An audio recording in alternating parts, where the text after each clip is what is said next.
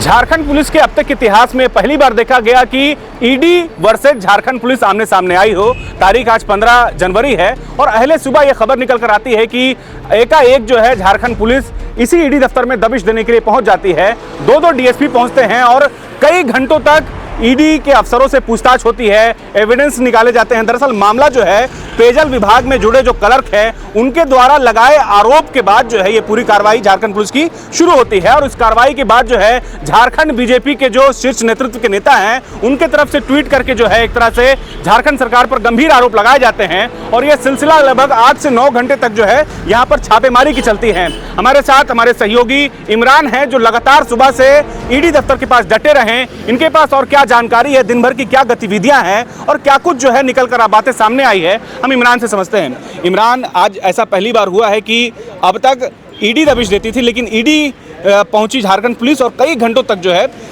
जो आरोप लगाए गए उसके बिहाफ में जो है यहाँ पर छानबीन की गई और सीसीटीवी निकाले गए। अभी तक के क्या अपडेट है, एक एक करके बता दीजिए। देखिए, ये बड़ा इम्पोर्टेंट मामला था क्योंकि पिछले कुछ वर्ष पहले, 1 साल पहले जो है रांची के सदर थाने में एक एफआईआर दर्ज किया गया था जिसमें संतोष कुमार को रांची पुलिस ने ही गिरफ्तार किया था। 20 करोड़ रुपए गबन से ये जुड़ा पूरा मामला था। इस पूरे मामले की जांच बाद में ईडी ने टेक ओवर किया और ईडी के द्वारा जो इस पूरे मामले की जांच की जा रही थी और इसी सिलसिले में जो जानकारी मिल पा रही है कि ईडी ने संतोष कुमार की पत्नी को तलब किया था, लेकिन संतोष कुमार जो है वो यहाँ पहुँच जाते हैं और ऐसे में इस पूरे मामले पर जो है ईडी दफ्तर पर 15 जनवरी 2026 को जो है बेहद अजीब मामला जो है वो देखने के लिए मिला, क्योंकि इस पूरे मामले पर झारखंड पुलिस और केंद्रीय एजेंसी ईडी जो है इस वक्त आमने सामने है। आमने सामने शब्द का इस्तेमाल हम इसलिए कर रहे हैं क्योंकि इससे पहले कभी नहीं हुआ था कि किसी केंद्रीय एजेंसी के कार्यालय पर झारखंड पुलिस ने दबिश दी है या छापेमारी की है या पूछताछ के लिए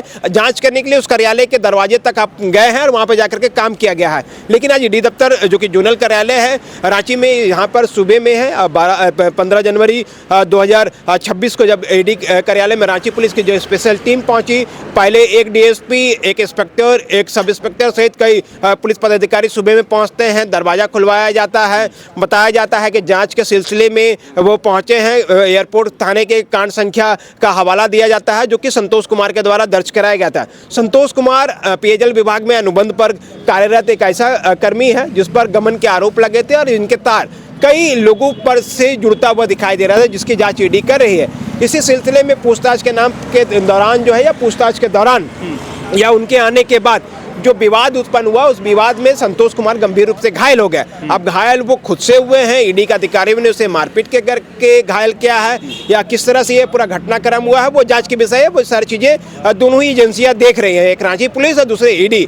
इसी मामले को लेकर के जब जांच कर रही थी, आज दिन भर रांची पुलिस के द्वारा जो कार्रवाई की गई, एक कि जो कार्यालय में उस वक्त उस घड़ी में मौजूद थे उन तमाम लोगों से पूछताछ की गई, जानकारी जुटाई गई, साक्ष्य जुटाए गए, उनके बयान नोट करने किए गए। इसके अलावा एफएसएल को जो बुलाया गया था, दिन में जो एफएसएल के स्पेशल टीम पहुंची थी सिटी डीएसपी के नेतृत्व में, उसके बाद एफएसएल की टीम यहाँ पहुंची, घटनास्थल का मुआयना किया। घटनास्थल पर जो टेबल, जो मग, जो ग्लास, जो सारी चीज़ें मौजूद थे, उन तमाम चीज़ों के नमूने जो हैं वो जब्त किए गए। उनके एफएसएल की कोशिश थी कि जो संतोष कुमार के ब्लड है उनको खंगाला जा सके, उनके नमूनों को जब्त किया जा सके ताकि दोनों कड़ियों को जोड़ा जाएगा, क्योंकि सर फटा था, ब्लड आरोप लगाए जा रहे थे, उसको आरोप लगाया जा रहा था उसके अनुसार। उसके बाद ये जांच की गई। इसके अलावा जब सीसीटीवी फुटेज की बात सामने आई तो सीसीटीवी फुटेज उपलब्ध कराने के लिए कहा गया, तो ईडी की तरफ से ये रांची पुलिस के अधिकारियों को बताया गया, जो जानकारी है, जो सूत्र बता रहे हैं हमारे,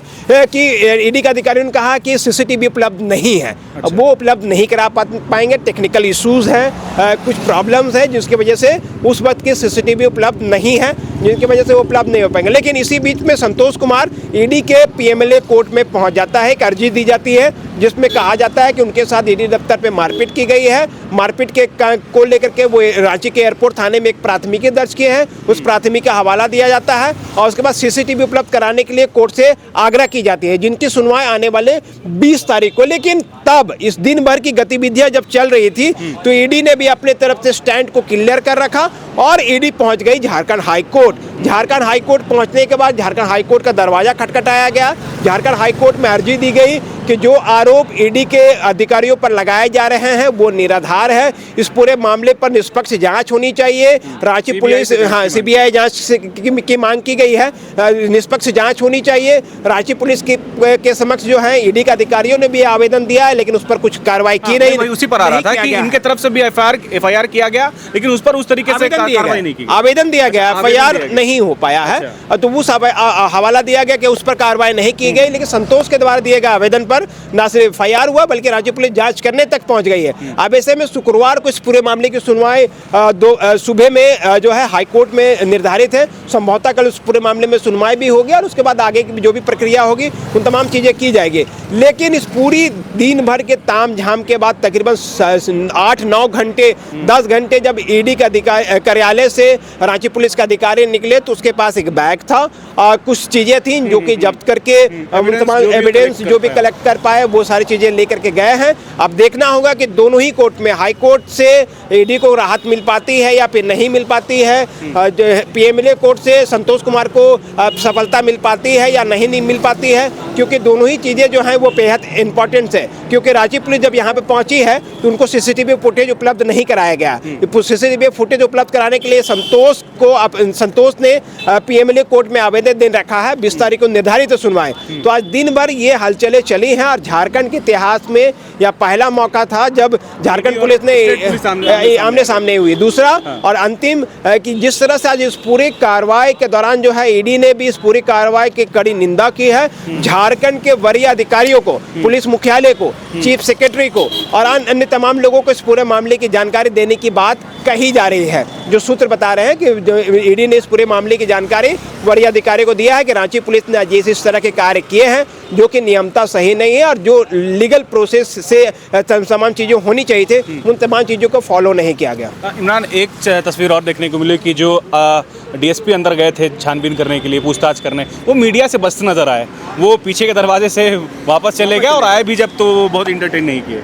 देखिए, बिल्कुल दो एजेंसियां आमने सामने हैं, झारखंड पुलिस और ईडी। तो ऐसे में इस पूरे मामले में जो अधिकारी यहाँ पे आज जांच करने के लिए पहुंचे थे उनको पता था कि बाहर में मीडिया उनको घेर सकती है, तो शायद मीडिया से बचने के लिए उसने पीछे के रास्ते को अपनाया। पीछे के जो रास्ते वहाँ से निकल करके सभी एयरपोर्ट थाने गए, वहाँ से सीधे अपने गंतव्य तक रवाना हो गया। लेकिन देखना होगा कि जो जांच जिस कड़ियों को जोड़ने की कोशिश की है, जो हिम्मत झारखंड पुलिस ने दिखाया है, उसमें कितनी सफलता मिल पाती है। क्योंकि इससे पहले भी कई एफआईआर हुए हैं ईडी के अधिकारियों पर, लेकिन उन एफआईआर को हाईकोर्ट से या तो स्टे लग गया है या तो वो क्वाश हो चुके हैं, रद्द हो चुके हैं। तो कहीं ना कहीं अब ये एफआईआर कितना स्टैंड कर पाता है और इस कार्रवाई के बाद ईडी का क्या कुछ रिएक्शन होता है, ये देखने वाली बात होगी, ये वो इम्पोर्टेंट होगा। बिल्कुल, शुक्रिया इमरान जानकारी के लिए। तो अब देखना ये है कि झारखंड हाईकोर्ट में ईडी की तरफ से जो रीट याचिका दायर की गई है, क्या साक्ष्य जो है ईडी दे पाती है और जो आरोप संतोष कुमार की तरफ से लगाए गए हैं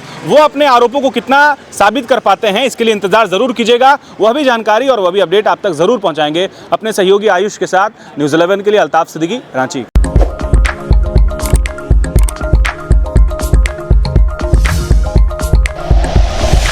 like and share videos, subscribe करें हमारा चैनल और प्रेस करें बेल आइकॉन। न्यूज़ 11 भारत, सच है तो दिखेगा।